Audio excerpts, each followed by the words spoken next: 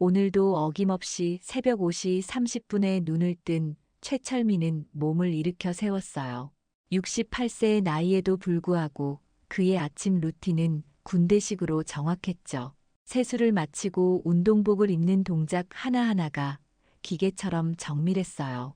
거울 속 자신을 바라보며 잠깐 멈춰 서는데 세월이 흘러도 여전히 반듯한 어깨와 곧은 허리가 그의 과거를 암시하고 있었어요. 아파트를 나서며 엘리베이터 버튼을 누르는 그의 손가락은 자연스럽게 주변을 살피고 있었어요. 이런 습관은 이미 50년 가까이 몸에 배어 있는 것이었죠. 복도의 작은 소음에도 귀를 기울이고 계단 쪽 비상구의 위치를 확인하는 것. 하지만 본인조차 이런 행동을 의식하지 못할 정도로 자연스러웠어요. 헬스장까지 가는 길은 언제나 같았어요. 아파트 단지를 나와 큰 길로 나서면서 뒤쪽을 자연스럽게 훑어보고 신호등 앞에서 기다릴 때도 유리창에 비친 뒤쪽 풍경을 확인하는 거죠. 이 모든 게 마치 산책을 즐기는 평범한 할아버지의 모습처럼 보였어요. 헬스장에 도착해서 러닝머신 위에 올라선 철민의 몸놀림은 놀라울 정도로 젊었어요. 다른 회원들은 그를 보며 부러워했죠. 저 나이에 저렇게 건강하다니 역시 체육교사 출신은 다르다면서 말이에요. 하지만 그들이 모르는 건 철민의 운동이 단순한 건강관리가 아니라는 사실이었어요. 언제든 몸이 기억하고 있는 그 시절의 민첩성을 잃지 않기 위한 준비였죠. 1시간 정도 운동을 마치고 휴식을 취하던 중이었어요. 헬스장 한쪽 벽에 걸린 대형 TV에서 아침 뉴스가 흘러나오고 있었어요.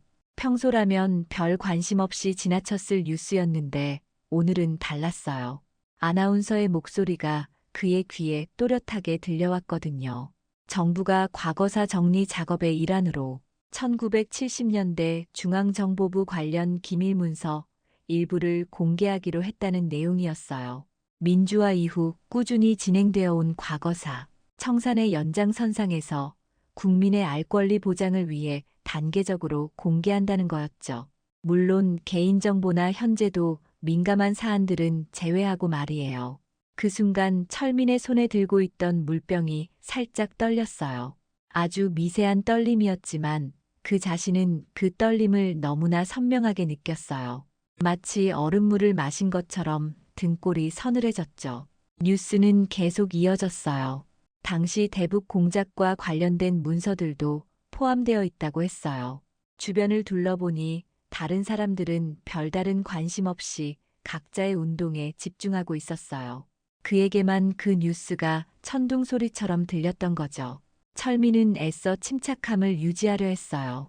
하지만 가슴속 깊은 곳에서 올라오는 불안감을 막을 수는 없었어요. 헬스장을 나서는 그의 걸음은 평소보다 빨라졌어요. 집으로 돌아가는 길에 그는 무의식적으로 뒤를 돌아보는 횟수가 늘어났어요. 50년간 잠들어 있던 본능이 서서히 깨어나고 있었던 거죠. 주변의 모든 것이 예전과 다르게 보이기 시작했어요. 지나가는 사람들의 시선, 주차된 차들, 심지어 평소 보던 가로수까지도 의심스럽게 느껴졌어요. 아파트에 도착해서도 마음이 진정되지 않았어요. 엘리베이터를 타면서 각 층에서 멈출 때마다 타는 사람들을 유심히 관찰했어요. 혹시 자신을 아는 사람은 없는지, 수상한 움직임을 보이는 사람은 없는지 말이에요. 이런 자신의 모습이 우스꽝스럽다고 생각하면서도 멈출 수가 없었어요. 집 문을 열고 들어서자마자 철민은 거실 소파에 주저앉았어요. 평소 같으면 샤워부터 했을 텐데 오늘은 그럴 기분이 아니었어요. TV를 켜서 뉴스 채널을 돌려봤어요. 다른 방송국에서도 비슷한 내용을 다루고 있었어요. 어떤 곳에서는 더 자세한 내용을 보도하고 있었죠. 전문가들이 나와서 당시 중앙정보부의 활동에 대해 설명하는 모습을 보니 더욱 불안해졌어요. 그들이 말하는 내용 중 상당 부분을 철민은 직접 경험했던 것들이었거든요. 물론 공개되는 문서들이 모든 걸 다 담고 있지는 않을 거예요. 하지만 작은 단서 하나가 더 큰 진실로 이어질 수 있다는 걸 그는 너무나 잘 알고 있었어요. 잠깐 망설이던 철민은 일어나서 안방으로 향했어요. 침실 한쪽 벽에 설치된 큰 책장 앞에 서서 잠시 주변을 살폈어요. 그리고 책장의 특정 부분을 살짝 밀어냈어요. 책들 뒤쪽에 숨겨진 작은 공간이 드러났어요. 그곳에는 작은 가죽 파우치가 하나 있었어요. 파우치를 꺼내서 열어보니 몇 가지 물건들이 들어있었어요. 낡은 신분증 몇 개, 작은 열쇠, 그리고 종이에 적힌 숫자들. 모두 오래전 그가 준비해둔 비상용 물건들이었어요.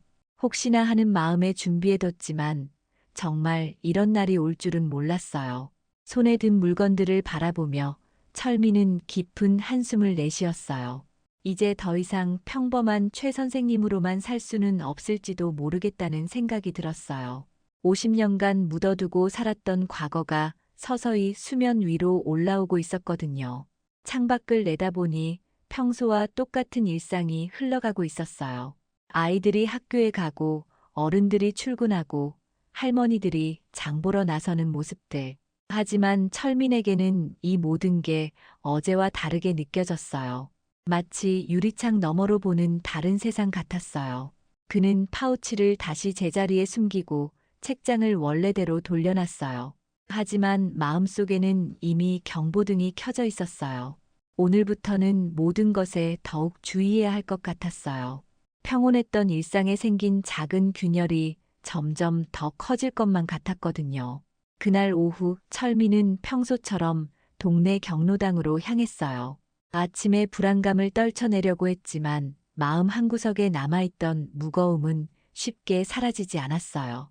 경로당까지 가는 길에도 자꾸만 뒤를 돌아보게 되었죠. 이런 자신의 모습이 우스꽝스럽다고 생각하면서도 몸이 먼저 반응하고 있었어요. 경로당 문을 열고 들어서니 익숙한 풍경이 펼쳐졌어요. 한쪽에서는 할머니들이 화투를 치고 있고 다른 쪽에서는 할아버지들이 바둑을 두고 있었어요. 평소 철민이 바둑을 두던 김할아버지가 손을 흔들며 반갑게 맞아주었어요. 이런 일상적인 모습들이 오히려 철민의 마음을 조금씩 진정시켜 주었죠.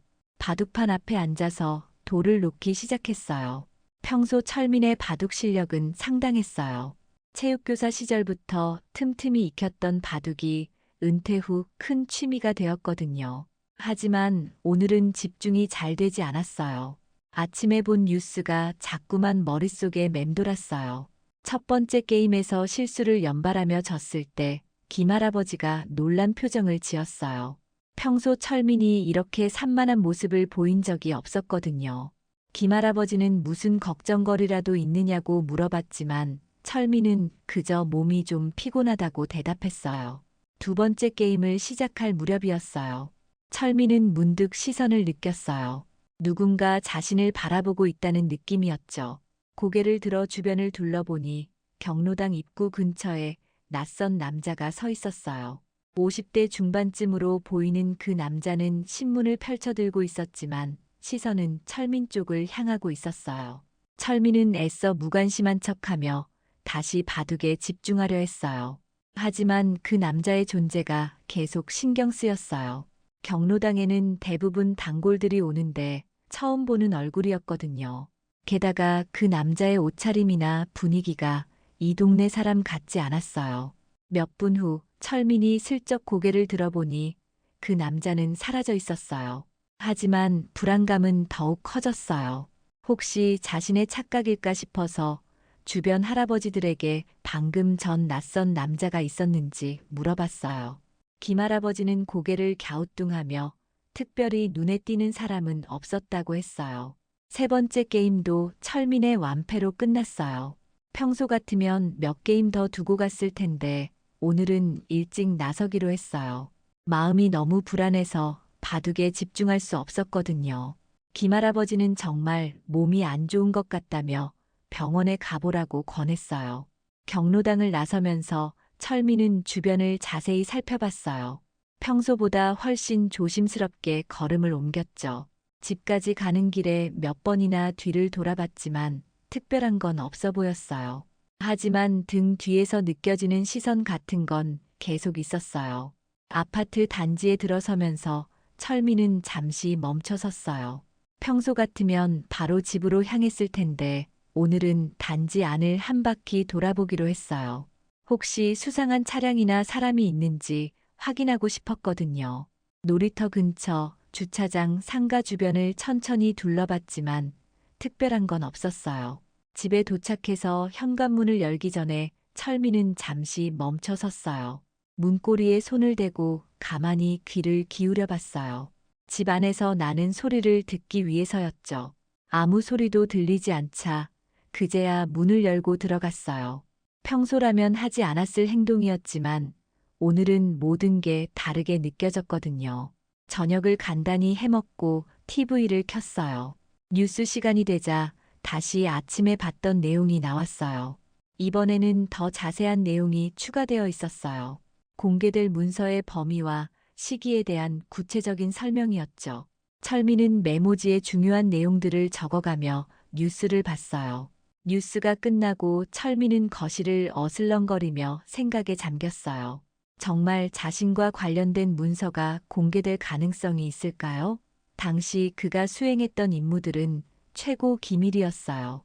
하지만 세상에 영원한 비밀은 없다는 것도 알고 있었죠. 밤 9시가 넘어서 집 전화벨이 울렸어요. 평소 같으면 아들이나 지인의 안부 전하려니 했을 텐데 오늘은 왠지 받기가 망설여졌어요. 벨소리가 몇 번 더 울린 후에야 철민은 수화기를 들었어요. 하지만 전화기 너머에서는 아무 소리도 들리지 않았어요. 그냥 조용한 정적만 흘러나왔죠. 철민이 여보세요 하고 몇 번 말해도 대답이 없었어요. 그런데 전화를 끊으려는 순간 아주 작은 목소리가 들려왔어요. 독수리, 그 한마디였어요. 50년 전 자신의 암호명이었던 그 단어가 전화기 너머로 속삭여진 거예요. 철민의 온몸에 소름이 돋았어요. 손에 든 수화기가 떨리기 시작했죠. 곧바로 전화가 끊어졌지만 그 한마디는 귓속에 계속 맴돌았어요. 수화기를 내려놓은 철민은 거실을 서성거리기 시작했어요. 이제 더 이상 우연이나 착각이라고 생각할 수 없었어요. 누군가 자신의 정체를 알고 있었고 접촉을 시도하고 있었던 거예요. 하지만 그게 누구인지, 목적이 무엇인지는 알 수 없었어요. 철민은 다시 침실로 가서 책장 뒤에 파우치를 꺼냈어요. 이번에는 좀 더 자세히 내용물을 살펴봤어요. 비상시 연락할 수 있는 전화번호들, 숨겨둔 돈의 위치, 안전가옥의 주소들, 모든 게 오래전 것들이라 지금도 유효한지 확신할 수 없었어요. 밤이 깊어갈수록 철민의 불안감은 커져만 갔어요. 창밖을 내다보니 평소와 다를 바 없는 밤 풍경이었지만 모든 그림자가 의심스러워 보였어요. 주차장에 세워진 차들, 가로등 아래 서 있는 사람들, 심지어 바람에 흔들리는 나뭇가지까지도 말이에요. 잠자리에 들었지만 잠이 오지 않았어요. 조그만 소리에도 귀를 기울이게 되었고 복도에서 들리는 발걸음 소리에도 긴장했어요. 50년간 잠들어 있던 경계심이 완전히 깨어나고 있었어요. 이제 더 이상 평범한 최 선생님으로만 살 수는 없다는 걸 확실히 깨달았죠. 새벽 2시쯤 철민은 침대에서 일어나 창가로 갔어요. 커튼 사이로 아래쪽을 내려다봤는데 주차장 한쪽에 낯선 검은색 승용차가 서 있었어요. 평소에는 없던 차였죠. 차 안에 사람이 있는 것 같았지만 어둠 때문에 확실하지 않았어요. 몇 분간 지켜보다가 철민은 커튼을 다시 닫았어요. 이제 정말 시작됐다는 생각이 들었어요. 50년간 숨어 살았던 평온한 시간이 끝나가고 있었던 거죠. 과거의 그림자가 현재로 스며들어 오고 있었고 더 이상 피할 수 없다는 걸 직감했어요. 그날 밤 철민은 거의 잠들지 못했어요. 간신히 눈을 붙였다가도 작은 소리에 깨어났고 그때마다 주변을 살폈어요. 50년 전 북한에서 보냈던 그 긴장된 밤들이 떠올랐어요. 언제 정체가 발각될지 모르는 공포 속에서 보냈던 시간들 말이에요. 새벽 5시가 되어서야 철민은 침대에서 일어났어요. 평소보다 일찍 일어난 거였지만 어차피 잠도 안 왔고 하루를 시작하는 게 낫겠다고 생각했어요. 세수를 하면서 거울 속 자신을 바라보니 하룻밤 사이에 얼굴이 많이 지쳐 보였어요. 운동복을 입고 밖으로 나갈 준비를 하면서 철민은 오늘부터는 모든 행동을 더욱 조심해야겠다고 다짐했어요. 누군가 자신을 지켜보고 있고 과거의 비밀을 파헤치려 하고 있다는 걸 확실히 알았거든요. 평범한 일상은 이제 끝났어요. 진짜 게임이 시작된 거였죠. 다음 날 아침, 철민은 평소보다 일찍 헬스장으로 향했어요. 밤새 뒤척이며 잠을 제대로 이루지 못했지만 몸을 움직여야 머리가 맑아질 것 같았거든요. 아파트를 나서면서 어젯밤 봤던 검은색 승용차가 있던 자리를 확인해 봤는데 이미 사라져 있었어요. 하지만 그 자리에 남겨진 타이어 자국이 선명했죠. 헬스장까지 가는 길에 철민은 평소와 다른 경로를 선택했어요. 큰 길 대신 골목길을 이용하고 몇 번이나 방향을 바꿔가며 걸었어요. 혹시 누군가 따라오고 있다면 이런 식으로 확인할 수 있었거든요. 50년 전 북한에서 익혔던 기술들이 하나씩 되살아나고 있었어요. 운동을 하는 동안에도 마음이 편치 않았어요. 러닝머신 위에서 뛰면서도 계속 주변을 살폈고 거울에 비친 뒤쪽 풍경을 주의 깊게 관찰했어요. 다른 회원들의 시선이나 움직임에도 민감하게 반응했죠. 평소 같으면 친근하게 인사를 나누던 사람들과도 적당한 거리를 유지했어요. 운동을 마치고 집으로 돌아가는 길에 철민의 휴대폰이 울렸어요. 화면을 보니 미국에 있는 아들 민수의 번호였어요. 시차를 계산해 보니 현지 시간으로 밤 11시쯤이었죠. 평소 민수가 이런 시간에 전화하는 일은 거의 없었어요. 불길한 예감이 들었지만 전화를 받았어요. 민수의 목소리에는 걱정이 묻어 있었어요. 아버지에 대해 묻고 다니는 사람들이 있었다는 거였어요. 며칠 전부터 병원에 낯선 사람들이 와서 한국에서 온 최철민이라는 의사가 있는지, 그의 아버지에 대해 아는 것이 있는지 물어봤다고 했어요. 민수는 처음에는 환자나 그 가족들이 아버지를 찾는 줄 알았는데 질문 내용이 이상했다고 했어요. 그들은 철민의 과거 직업이나 군 복무 경력에 대해 구체적으로 물어봤다고 해요. 심지어 1970년대에 무슨 일을 했는지까지 묻더라는 거였어요. 민수는 아버지가 체육교사였다고만 대답했지만 그들은 더 자세한 정보를 요구했다고 했어요. 병원 보안팀에서 제지하자 그제야 물러갔지만 여전히 병원 주변을 서성거리고 있다는 거였어요. 철민은 민수에게 당분간 각별히 조심하라고 당부했어요. 혹시 또 그런 사람들이 나타나면 즉시 경찰에 신고하고 자신에게도 연락하라고 했죠. 민수는 아버지에게 무슨 일이 있는 거냐고 물었지만 철민은 아무것도 아니라며 얼버무렸어요. 하지만 목소리에 배어나오는 긴장감을 숨길 수는 없었어요. 전화를 끊고 나서 철민은 길 한복판에 멈춰 섰어요. 이제 가족까지 위험에 빠뜨릴 수 없다는 생각이 들었어요. 누구든 자신을 찾고 있는 사람들이 민수에게까지 접근했다는 건 상황이 심각하다는 뜻이었죠. 더 이상 수동적으로 기다릴 수만은 없었어요. 집에 도착해서 철민은 오래된 수첩을 꺼냈어요. 거기에는 과거 동료들의 연락처가 적혀 있었어요. 대부분 수십 년 전 번호들이라 지금도 유효한지 알 수 없었지만 시도해 볼 만한 가치는 있었어요. 그 중에서도 가장 믿을 만한 사람은 김상두였어요. 당시 작전팀장이었던 그는 철민보다 5살 위였으니 지금 73세 정도일 거였어요. 한참을 망설이던 철민은 김상두의 번호로 전화를 걸었어요. 신호음이 몇 번 울린 후 낯익은 목소리가 들려왔어요. 김상두였어요. 50년 만에 듣는 그의 목소리는 나이가 들어 조금 쉬어 있었지만 여전히 친숙했어요. 철민이 자신의 이름을 말하자 한동안 침묵이 흘렀어요.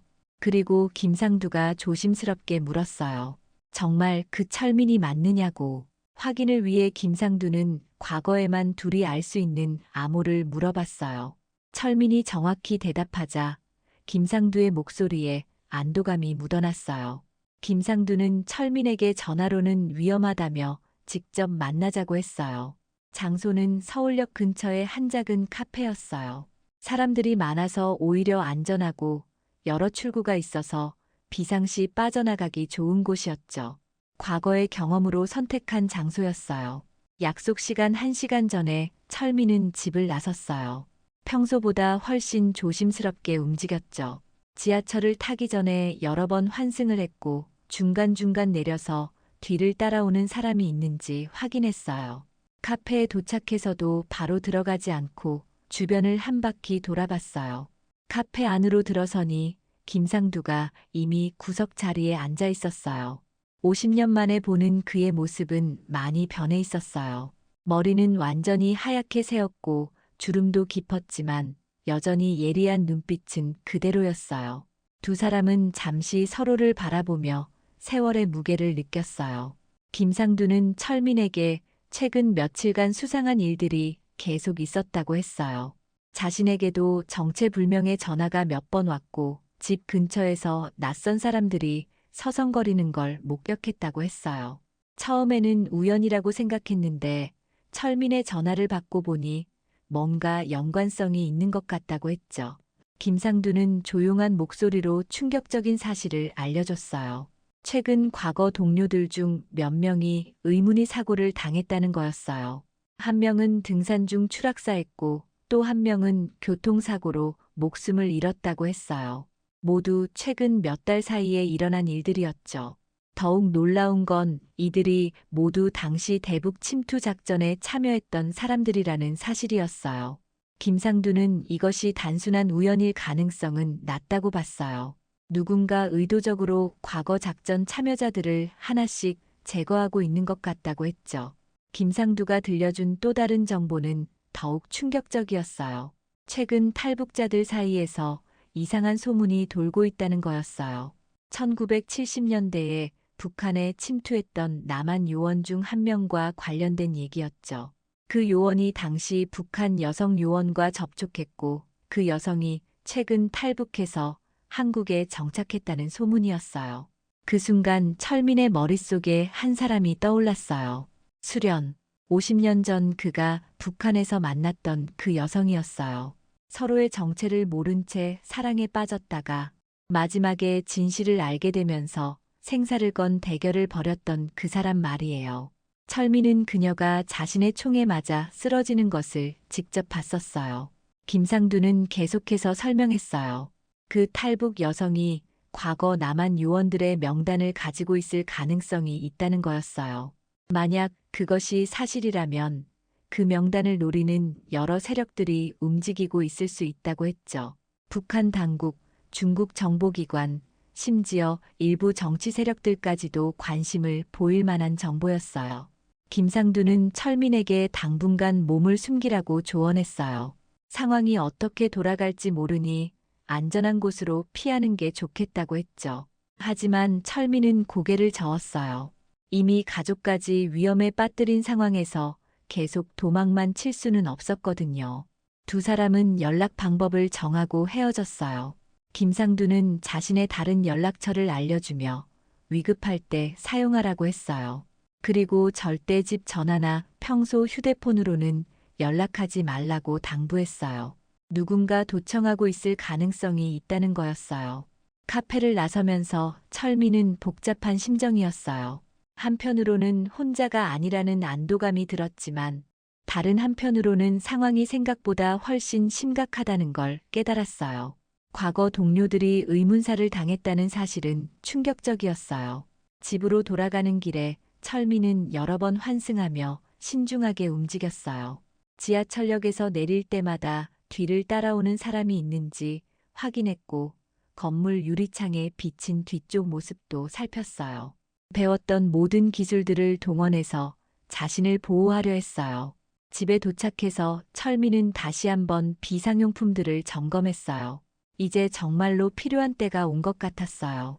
평범한 최 선생님의 삶은 끝났고 이제 다시 독수리가 되어야 할 때였어요. 잠들어 있던 본능이 완전히 깨어나고 있었거든요. 그날 밤 철민은 잠들기 전에 창밖을 내다봤어요. 아직 검은색 승용차는 보이지 않았지만 언제든 나타날 수 있다는 생각이 들었어요. 이제 진짜 게임이 시작됐고 그는 더 이상 피할 수 없는 상황에 놓여 있었어요. 그날 밤 철민은 거의 잠들지 못했어요. 김상두가 전해준 충격적인 소식들이 머릿속을 맴돌았거든요. 특히 탈북한 여성 요원에 대한 이야기는 계속해서 그의 마음을 어지럽혔어요. 설마 그 사람이 수련일까요? 50년 전 자신의 총에 맞아 쓰러졌던 그 여인이 정말 살아있는 걸까요? 새벽 4시쯤 철민은 결국 침대에서 일어났어요. 잠이 오지 않으니 차라리 일찍 하루를 시작하는 게 나을 것 같았거든요. 세수를 하면서 거울 속 자신을 바라보니 하룻밤 사이에 또 한층 늙어 보였어요. 68세의 나이에 이런 일들을 겪는다는 게 참 기가 막혔어요. 아침 식사를 간단히 마치고 철민은 TV를 켰어요. 뉴스에서는 여전히 과거사 정리 작업에 대한 보도가 이어지고 있었어요. 전문가들이 나와서 당시 정보기관의 활동에 대해 분석하는 모습을 보니 더욱 불안해졌어요. 이런 식으로 계속 파헤쳐진다면 언젠가는 자신의 이름도 거론될 수 있을 것 같았거든요. 오전 10시쯤 철민의 휴대폰에 문자가 왔어요. 발신자는 모르는 번호였지만 내용을 보고 깜짝 놀랐어요. 김상두가 어젯밤 응급실에 실려갔다는 소식이었어요. 심근경색이라고 했지만 의식은 있고 병원에서 면회객을 극도로 제한하고 있다는 내용이었죠. 문자 마지막에는 조심하라는 한마디가 적혀 있었어요. 철민은 즉시 그 번호로 전화를 걸어봤지만 연결되지 않았어요. 문자를 보낸 사람이 누구인지도 알 수 없었고 김상두의 상태가 정말 어떤지도 확인할 방법이 없었어요. 하지만 분명한 건 어제 만난 직후에 이런 일이 생겼다는 게 우연은 아니라는 거였어요. 철민은 서둘러 외출 준비를 했어요. 김상두가 입원한 병원으로 가보려고 했거든요. 하지만 문을 나서려던 순간 멈춰 섰어요. 이런 상황에서 병원에 나타나는 건 너무 위험할 수 있었어요. 혹시 누군가 그런 걸 노리고 있을지도 모르잖아요. 고민 끝에 철민은 다른 방법을 택했어요. 병원에 전화를 걸어서 김상두의 상태를 물어본 거예요. 하지만 개인정보 보호를 이유로 자세한 정보는 알려주지 않았어요. 다만 중환자실에 있으며 면회가 제한되고 있다는 것만 확인할 수 있었어요. 점심시간이 다가올 무렵 집 현관벨이 울렸어요. 평소 같으면 별 생각 없이 문을 열었을 텐데 오늘은 달랐어요. 인터폰 화면을 확인해 보니 30대 정도로 보이는 여성이 서 있었어요. 정장을 입고 서류 가방을 들고 있는 걸 보니 공무원이나 보험 설계사 같아 보였어요. 그 여성은 통계청에서 나온 조사원이라며 간단한 설문조사를 하고 있다고 했어요. 하지만 철민은 문을 열지 않았어요. 대신 인터폰으로 바쁘니 다음에 오라고 했죠. 그러자 그 여성은 몇 분 더 서성거리다가 사라졌어요. 하지만 뭔가 이상한 느낌이 들었어요. 오후 2시쯤 철민은 조심스럽게 집을 나섰어요. 김상두가 말했던 비상연락처로 전화를 걸어보려고 했거든요. 하지만 집 전화나 휴대폰을 사용하기에는 위험할 것 같아서 공중전화를 찾아 나선 거였어요. 요즘 공중전화를 찾기가 쉽지 않았지만 지하철역 근처에 하나 있는 걸 기억하고 있었어요. 지하철역으로 가는 길에 철민은 평소보다 더욱 조심스럽게 움직였어요. 여러 번 방향을 바꿔가며 걸었고 상점 유리창에 비친 뒤쪽 모습을 수시로 확인했어요. 하지만 특별히 의심스러운 사람은 보이지 않았어요. 공중전화를 찾아서 김상두가 알려준 번호로 전화를 걸었어요. 몇 번의 신호음 후에 낯선 남자의 목소리가 들려왔어요. 철민이 김상두와 관련된 일로 전화했다고 하자 그 남자는 조심스럽게 물어봤어요. 철민이 누구인지, 어떻게 이 번호를 알게 되었는지 말이에요. 신원 확인 과정을 거친 후 그 남자는 충격적인 소식을 전해줬어요. 김상두의 심근경색이 자연스러운 발병이 아닐 가능성이 크다는 거였어요. 병원에서 발견된 몇 가지 정황들이 의심스럽다고 했어요. 혈액 검사에서 특이한 성분이 검출되었다는 거였죠. 더욱 놀라운 건 김상두가 의식을 잃기 직전에 남긴 메시지였어요. 수련이라는 이름을 중얼거렸다는 거였어요. 그리고 누군가 그녀를 찾고 있다고 했다는 거죠. 철민은 그 순간 온몸에 소름이 돋았어요. 정말 수련이 살아있다는 뜻인 걸까요? 그 남자는 철민에게 더 자세한 정보를 알려줬어요.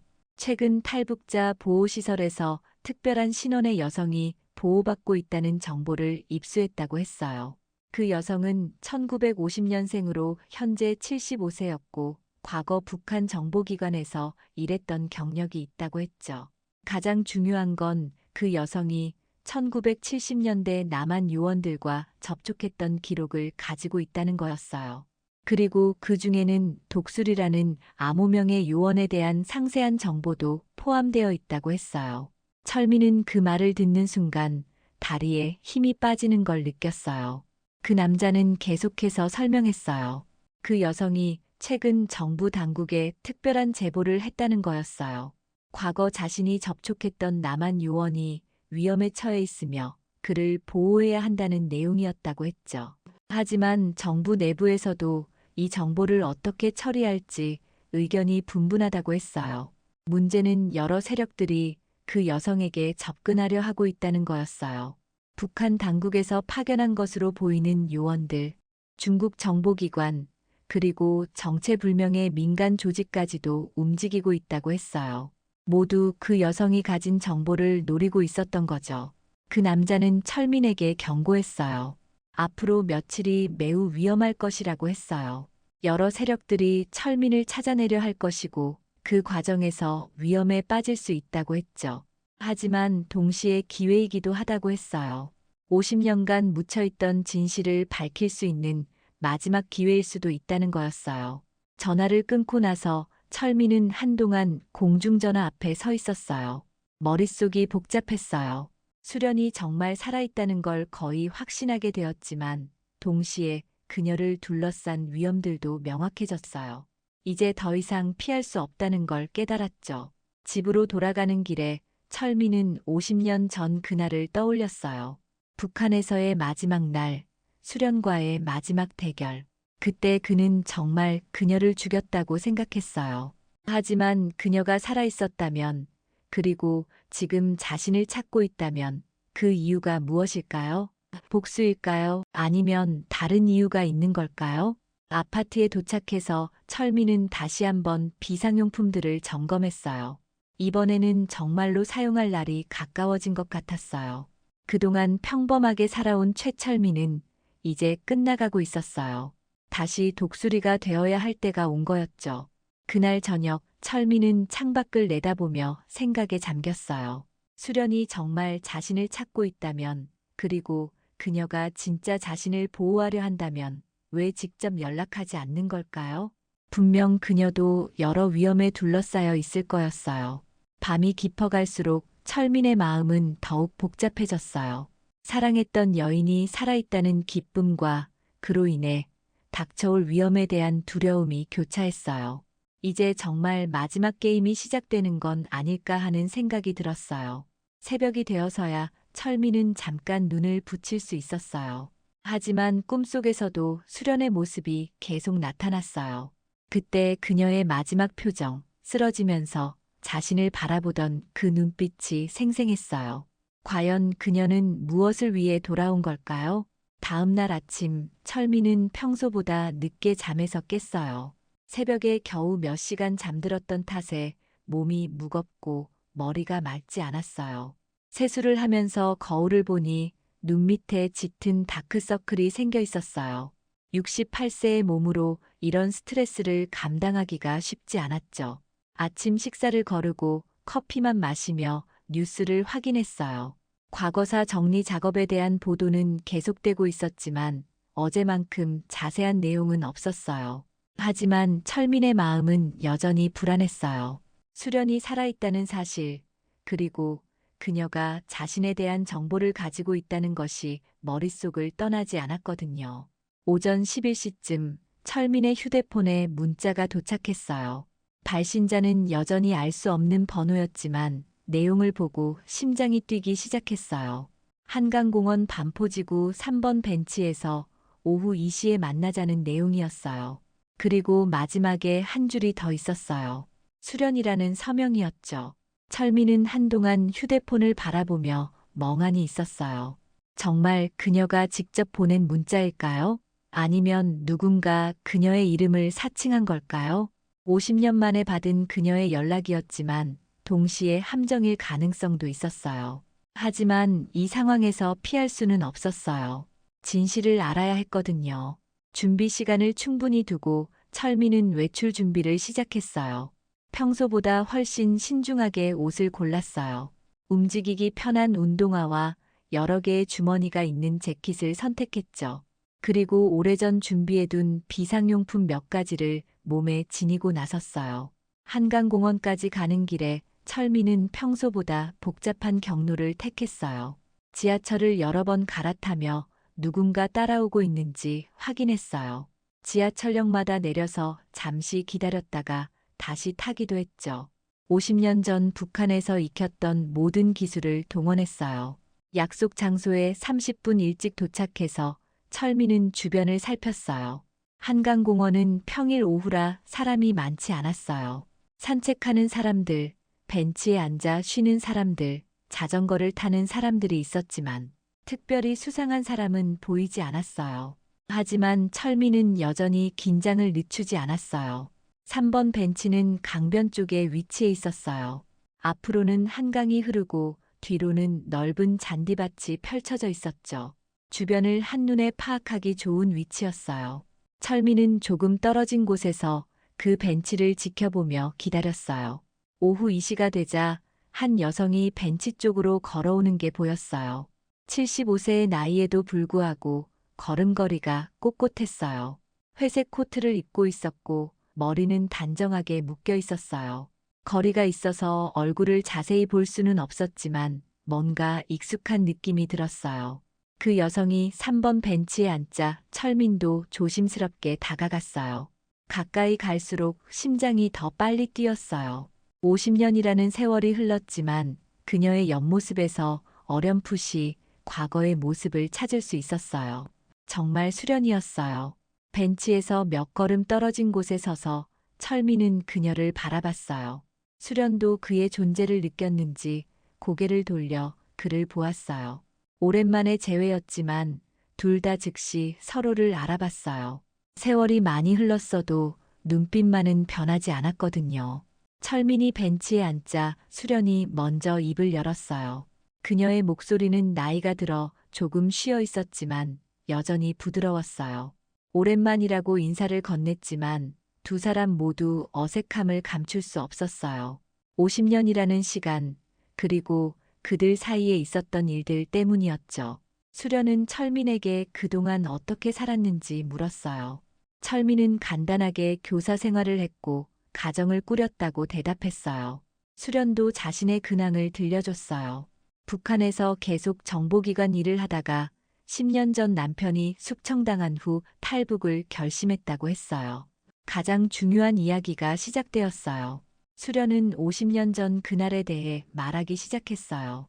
철민이 자신을 쏜 그날, 정말 죽을 뻔했다고 했어요. 하지만 총상이 치명적이지 않았고 동료들이 발견해서 목숨을 구할 수 있었다고 했죠. 그 후 오랫동안 입원해 있었지만 기적적으로 회복되었다고 했어요. 더욱 놀라운 사실은 그 다음이었어요. 수련은 그때 철민의 정체를 완전히 파악하고 있었다고 했어요. 그가 남한에서 온 요원이라는 것, 그리고 그의 임무가 무엇인지도 알고 있었다고 했죠. 하지만 사랑에 빠진 그녀는 그를 신고하지 않았어요. 오히려 그를 보호하려 했다고 했어요. 그날 마지막 대결도 사실은 연출된 것이었다고 수련이 털어놨어요. 그녀의 상부에서 철민을 체포하라는 명령이 내려왔을 때 수련은 그를 도망가게 해주려고 했어요. 총격전도 의도적으로 그가 탈출할 수 있도록 유도한 거였죠. 하지만 계획이 틀어져서 결국 총상을 입게 된 거였어요. 철민은 그 말을 듣고 충격에 빠졌어요. 50년간 자신이 사랑한 여인을 죽였다는 죄책감에 시달렸는데 사실은 그녀가 자신을 구하려 했다는 거였어요. 그리고 그 과정에서 그녀가 대신 위험에 빠진 거였죠. 너무나 아이러니한 상황이었어요. 수련은 계속해서 그 후의 이야기를 들려줬어요. 그녀는 철민에 대한 모든 정보를 삭제하고 은폐했다고 했어요.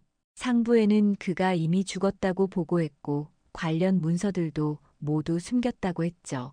그래서 철민이 무사히 남한으로 돌아갈 수 있었던 거였어요. 하지만 최근 북한 내부 상황이 변하면서 과거 문서들이 다시 검토되기 시작했다고 수련이 말했어요. 그 과정에서 철민에 대한 정보가 다시 수면 위로 떠오를 위험이 있었다고 했죠. 그래서 그녀가 먼저 탈북해서 그를 보호하려 한 거였어요. 더욱 심각한 문제는 북한뿐만 아니라 다른 세력들도 이 정보에 관심을 보이고 있다는 거였어요. 중국 정보기관, 그리고 한국 내의 일부 정치 세력들까지도 과거 대북 공작에 대한 정보를 원하고 있었어요. 그들은 이런 정보를 정치적으로 이용하려 했던 거죠. 수련은 철민에게 앞으로 며칠이 매우 위험할 거라고 경고했어요. 여러 세력들이 그들 둘을 찾아내려 할 것이고 그 과정에서 위험에 빠질 수 있다고 했죠. 하지만 이제 더 이상 피할 수는 없다고 했어요. 함께 힘을 합쳐서 이 상황을 헤쳐나가야 한다고 했어요. 가장 중요한 건 그들이 가진 진실을 세상에 알리는 거였어요. 50년 전 일어났던 일들의 진실, 그리고 지금 벌어지고 있는 일들의 배경을 밝혀내야 한다고 수련이 말했어요. 그래야만 모든 것이 끝날 수 있다고 했죠. 철민은 수련의 말을 들으며 복잡한 감정에 휩싸였어요. 50년간 품고 있던 죄책감이 풀리는 안도감과 그녀를 다시 위험에 빠뜨릴 수 있다는 걱정이 교차했어요. 하지만 이제 혼자가 아니라는 든든함도 느꼈어요. 두 사람은 앞으로의 계획을 세웠어요. 각각 안전한 곳으로 피하되 정해진 방법으로 연락을 주고받기로 했어요. 그리고 적절한 시기에 모든 진실을 공개하기로 했죠. 50년간 숨겨져 있던 이야기를 세상에 알릴 때가 온 거였어요. 벤치에서 일어나면서 수련이 철민에게 말했어요. 지금도 그를 사랑한다고. 비록 늙었지만 그 마음만은 변하지 않았다고 했어요. 철민도 마찬가지였어요. 그동안 억누르고 있던 감정이 다시 살아나는 걸 느꼈거든요. 두 사람은 서로 다른 방향으로 헤어졌어요.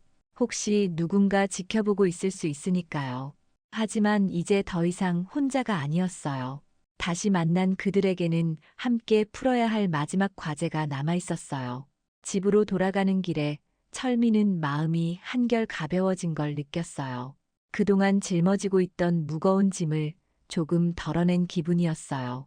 하지만 동시에 앞으로 더 큰 위험이 기다리고 있다는 것도 알고 있었어요. 이제 정말 마지막 게임이 시작되는 거였어요. 수련과의 만남 이후 철민은 하루 종일 마음이 복잡했어요. 오랫동안 품고 있던 죄책감이 풀렸다는 안도감과 함께 앞으로 닥쳐올 위험에 대한 불안감이 교차했어요. 그날 밤 그는 거의 잠들지 못했어요. 창밖을 내다보니 어젯밤과 달리 검은색 승용차가 다시 주차장에 나타나 있었어요. 이제 정말 마지막 국면에 접어든 것 같았어요. 새벽 5시 철민의 휴대폰에 긴급 메시지가 도착했어요. 수련이 보낸 것이었는데 내용이 심상치 않았어요. 자신이 머물고 있던 안전가옥이 노출되었고 정체불명의 무리들이 포위하고 있다는 거였어요. 곧바로 다른 장소로 이동할 예정이니 걱정하지 말라고 했지만 상황이 급박하다는 걸 알 수 있었어요. 철민은 즉시 비상계획을 실행에 옮겼어요. 젊은 시절 준비해둔 탈출 경로와 방법들이 머릿속에서 되살아났어요. 먼저 평소 입던 옷 대신 어둠 속에서 눈에 띄지 않는 검은색 옷으로 갈아입었어요. 그리고 비상용 가방에 필요한 물건들을 챙겼죠. 아파트를 나서기 전에 철민은 마지막으로 집안을 둘러봤어요. 오랜 세월 평범한 최 선생님으로 살아온 흔적들이 곳곳에 남아 있었어요. 가족 사진, 제자들이 보내준 편지, 체육교사 시절의 기념품들. 이 모든 것들과 이제 작별해야 할지도 모른다는 생각이 들었어요. 비상계단을 이용해 지하 주차장으로 내려간 철민은 검은색 승용차의 위치를 확인했어요. 차 안에 사람이 있는 것 같았지만 정확히 파악하기는 어려웠어요. 그는 반대편 출구로 나가서 미리 준비해둔 경로를 따라 움직이기 시작했어요. 새벽 거리는 조용했지만 철민에게는 모든 것이 위험 요소로 보였어요. 가로등 아래 그림자, 주차된 차량들, 심지어 쓰레기통까지도 의심스러웠어요. 오랫동안 잠들어 있던 본능이 완전히 깨어나 있었거든요. 그는 골목길을 이용해 지그재그로 움직이며 지하철역을 향했어요. 지하철 첫 차를 타고 시내로 나간 철민은 여러 번 환승을 했어요. 매번 내릴 때마다 뒤를 따라오는 사람이 있는지 확인했고 상황에 따라 갑자기 방향을 바꾸기도 했어요. 1시간 정도 이런 식으로 움직인 후에야 추적자들을 완전히 따돌렸다고 확신할 수 있었어요. 수련과 미리 약속한 비상 연락 장소는 서울역 근처의 한 24시간 찜질방이었어요. 사람들이 많고 복잡해서 숨기 좋은 곳이었죠. 철민이 도착했을 때 수련은 이미 와 있었어요. 하지만 그녀의 표정은 어제보다 훨씬 심각했어요. 수련은 철민에게 밤새 벌어진 일들을 들려줬어요. 자신이 머물던 안전가옥에 새벽 3시쯤 정체불명의 무리들이 나타났다고 했어요. 다행히 미리 준비해둔 비상 탈출로를 통해 빠져나올 수 있었지만 위험천만한 상황이었다고 했죠. 더욱 심각한 건 그들이 단순한 추적자들이 아니라는 거였어요. 수련이 몰래 확인해 본 결과 북한에서 파견된 특수요원들과 중국 정보기관 요원들이 섞여 있었다고 했어요. 그리고 한국의 일부 정치 세력과 연결된 민간 조직까지도 개입되어 있었다고 했죠. 이들의 목적은 명확했어요. 수련이 가지고 있는 과거 대북 공작 관련 자료들을 손에 넣는 것이었어요. 특히 당시 침투했던 남한 요원들의 명단과 활동 내역이 포함된 문서들을 노리고 있었던 거죠. 이런 정보는 정치적으로 악용될 소지가 컸어요. 수련은 철민에게 중요한 제안을 했어요. 이제 더 이상 숨어 다닐 수만은 없으니 먼저 공격에 나서자는 거였어요. 그들이 가진 진실을 언론에 공개하고 동시에 자신들을 추적하는 세력들의 정체도 밝혀내자는 계획이었어요. 하지만 그러기 위해서는 먼저 핵심 증거를 확보해야 했어요. 수련이 숨겨둔 문서들을 안전한 곳으로 옮기고 동시에 자신들을 추적하는 세력들의 배후를 파악해야 했죠. 이는 매우 위험한 작업이었지만 다른 선택의 여지가 없었어요. 두 사람은 구체적인 계획을 세웠어요. 수련이 숨겨둔 문서들이 있는 장소로 함께 가서 그것들을 회수하고 그 과정에서 나타나는 추적자들을 역추적해서 배후 세력을 밝혀내는 거였어요. 68세와 75세의 나이에 감당하기 어려운 일이었지만 오랜 세월 쌓인 경험과 기술이 있었어요. 오후가 되어 두 사람은 찜질방을 나섰어요. 수련이 문서를 숨겨둔 곳은 서울 외곽의 한 폐공장이었어요. 탈북 초기에 임시로 머물렀던 곳이라고 했어요. 그곳에 가기 위해서는 지하철과 버스를 여러 번 갈아타야 했어요. 이동하는 동안 철민과 수련은 각자의 역할을 분담했어요. 철민은 주변 경계를 담당하고 수련은 문서 회수를 맡기로 했어요. 동시에 혹시 추적자들이 나타날 경우를 대비해서 비상계획도 세웠죠. 폐공장에 도착했을 때는 이미 해가 기울어가고 있었어요.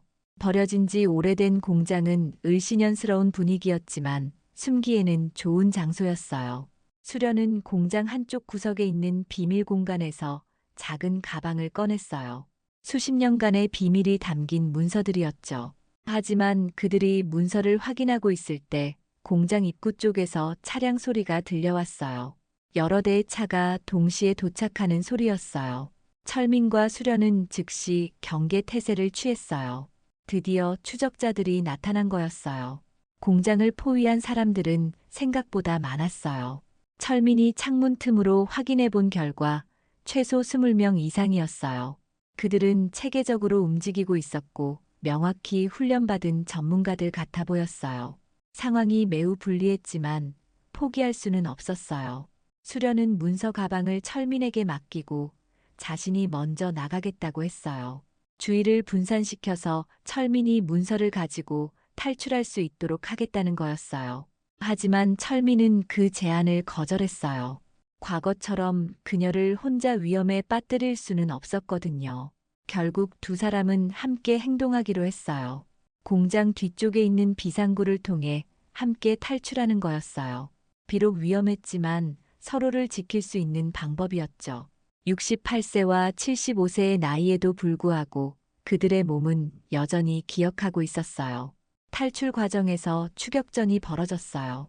철민과 수련은 젊은 시절 북한에서 익혔던 모든 기술을 동원해서 추적자들을 따돌렸어요. 나이가 들어 예전만큼 빠르지는 않았지만 경험과 지혜로 부족한 체력을 보완했어요.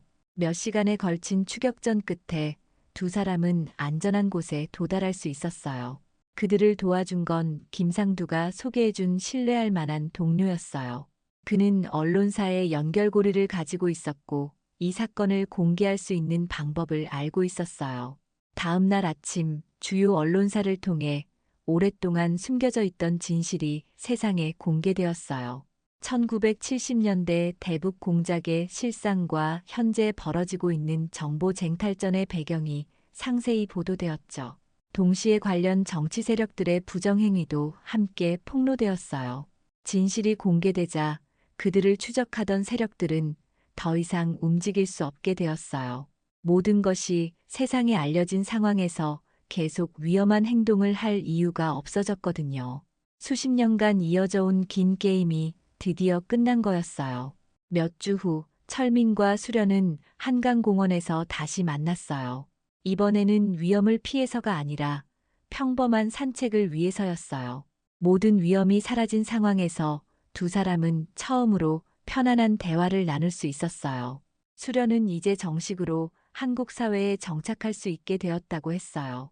그동안 숨어 지내야 했던 불안감에서 벗어나 평범한 삶을 시작할 수 있게 된 거였어요. 철민도 마찬가지였어요. 오랫동안 짊어지고 있던 비밀의 무게에서 해방되었죠. 두 사람은 남은 인생을 어떻게 보낼지 이야기했어요. 비록 늦었지만 과거에 이루지 못한 사랑을 다시 시작할 수 있게 되었어요. 나이가 들었지만 서로를 향한 마음만은 여전했거든요.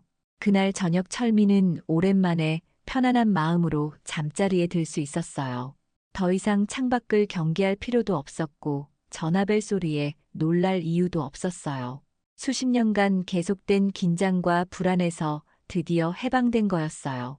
평범한 최 선생님의 삶은 끝났지만 진정한 최철민의 삶이 시작되었어요. 이제 그는 더 이상 과거를 숨기며 살 필요가 없었어요. 수련과 함께 남은 인생을 평안하게 보낼 수 있게 되었죠. 마지막 임무가 완수된 거였어요.